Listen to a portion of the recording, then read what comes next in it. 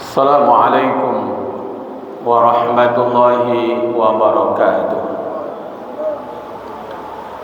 Alhamdulillah wa syukrulillah, wassalatu wassalamu ala rasulillah. Asyhadu an la ilaha illallah wahdahu la syarikalah, wa asyhadu anna Muhammadan abduhu wa rasuluh. Allahumma fasalli wa sallim ala Muhammad wa ala alihi wa ashabihi ajma'in. Allahumma arhamna wa ahlana bil Qur'an. Allahumma akrimna wa ahlana bil Qur'an. Allahumma inna nas'aluka huda wa tuqa wal afafa wal ghina. Qala Allah Ta'ala fil Qur'anil Karim, a'udzu billahi minasy syaithanir rajim. Bismillahirrahmanirrahim. Alladzina amanu wa hajaru wa jahadu fi sabilillah bi amwalihim wa anfusihim a'zamu darajatan indallah wa ulaika humul faizun. Al-Quran surat At-Taubah, surat yang ke-9 ayat yang ke-20. Terjemahannya, orang-orang yang beriman, orang-orang yang berhijrah, serta orang-orang yang berjihad di jalan Allah dengan harta dan jiwa mereka adalah lebih tinggi derajatnya di sisi Allah, dan itulah orang-orang yang mendapatkan kemenangan. Al-Quran surat At-Taubah, surat yang ke-9 ayat yang ke-20. Bapak-bapak, ibu-ibu, jemaah asar Masjid Taqwa Muhammadiyah Sumatera Barat, kali ini kita akan membahas tentang jihad dan syahid. Kita mentadaburi surat At-Taubah, surat yang ke-9 ayat 20, khususnya dalam bahasan wajahadu fi sabilillah bi amwalihim wa anfusihim a'zamu darajatan indallah wa ulaika humul faizun. Salah satu yang menyebabkan kita mendapatkan kemenangan adalah berani berjihad. Ya. Orang yang mati dalam berjihad disebut dengan syahid, atau orang yang mati syahid. Kita ini, bapak-bapak, ibu-ibu, setiap sholat kan berdoa, ya. Ihdinas siratal mustaqim.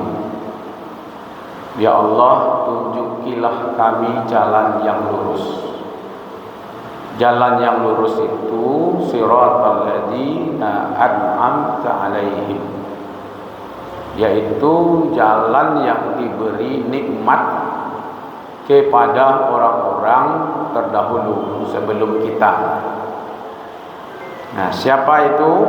Dijelaskan dalam ayat yang lain, yakninya minan nabiyina wasiddiqina wasuhada wassolihin. Jadi ada 4 di situ orang yang berada di jalan yang lurus itu. Satu, kelompok para nabi. Yang kedua, kelompok orang-orang yang benar, yang jujur. Yang ketiga, kelompok orang-orang yang mati syahid. Ya, yang keempat, kelompok orang-orang yang soleh. Pernah bapak-bapak berdoa, ya Allah, matikanlah aku dalam keadaan mati syahid. Dia pernah berdoa, Pak, supaya mati syahid. Jangan-jangan jemaah ini banyak yang takut mati syahid, ya kan? Karena banyak orang yang memahami mati syahid itu karena perang kan. Dalam hadis diriwayatkan oleh Imam Muslim dan juga Ibnu Majah, man sa'alallah syahadata bisidqin ballaghahullah manazila syuhada'i wa in mata ala firasy.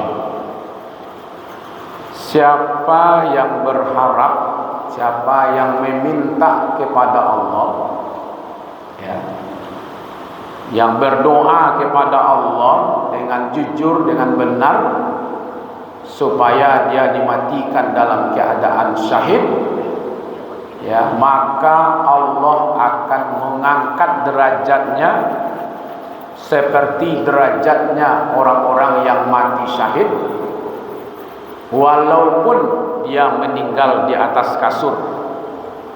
Jadi kalau kita berdoa kepada Allah, ya Allah, matikanlah aku dalam keadaan syahid, sungguh-sungguh dia berdoa kepada Allah, maka Allah akan mengangkat derajatnya seperti derajatnya orang-orang yang mati syahid, walaupun dia meninggalnya di atas tempat tidurnya. Jadi jangan terlalu khawatir mana mati syahid itu, Pak, ya. Nah, kini kan yang takut orang sebenarnya saya bicara tentang jihad, ya kan? Ketakutan orang ruh Islam itu sebenarnya ada di semangat jihad, ya, mempertahankan iman, mempertahankan Islam, ya kan? Jadi kadang-kadang seolah-olah berjihad itu melawan pemerintah. Tidak, karena jihad itu dari juhdud, yang artinya sebenarnya bersungguh-sungguh, ya, bermujahadah, bersungguh-sungguh, bekerja keras, ya kan, tanpa mengenal menyerah, mengeluarkan seluruh kemampuan untuk mencapai tujuan. Padahal perang itu hanya satu bagian saja dari jihad. Maka itu Buya Hamka menulis dalam buku beliau, judulnya Dari Hati ke Hati. Ada satu bab namanya bab syahid. Itu menjelaskan jihad itu ada 8 maknanya, kata Buya Hamka. 1, memerangi, menentang semua usaha orang-orang kafir karena ingin hendak melecehkan Islam, menghancurkan Islam. Lalu dia tampil di situ membela Islam. Ya, kalau ada orang-orang kafir yang melecehkan Islam, meruntuhkan Islam.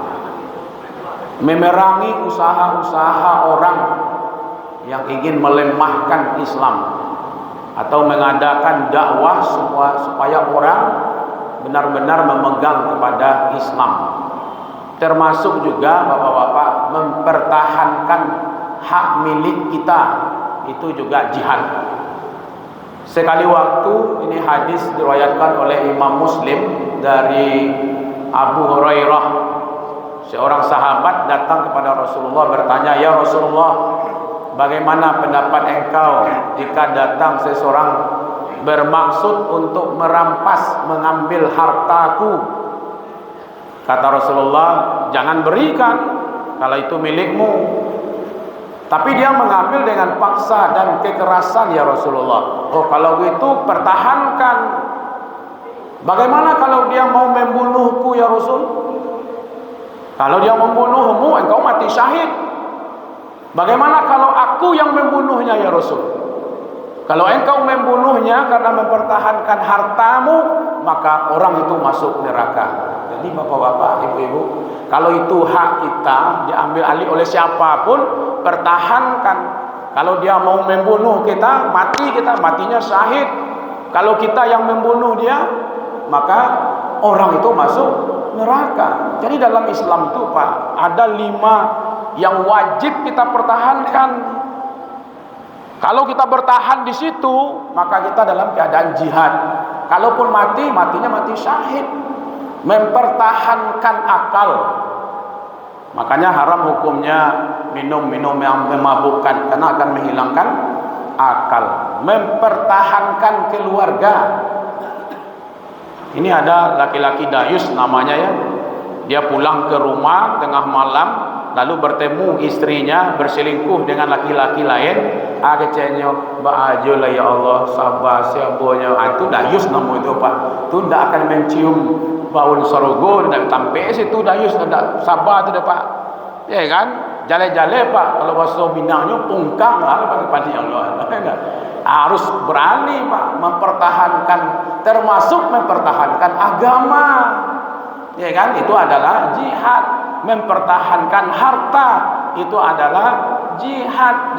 Jadi bapak-bapak, ibu-ibu yang dimuliakan, kalau kita berdoa setiap waktu, ihdinas siratal mustaqim, siratal ladzina an'amta alaihim, ya kan? Ya Allah tunjuki jalan yang lurus, jalan yang diberi nikmat. Ya, jalan yang beri nikmat itu salah satunya adalah masuk kelompoknya orang-orang yang berjihad dan mati syahid. Mudah-mudahan dampaknya. Terima kasih. Assalamualaikum warahmatullahi wabarakatuh.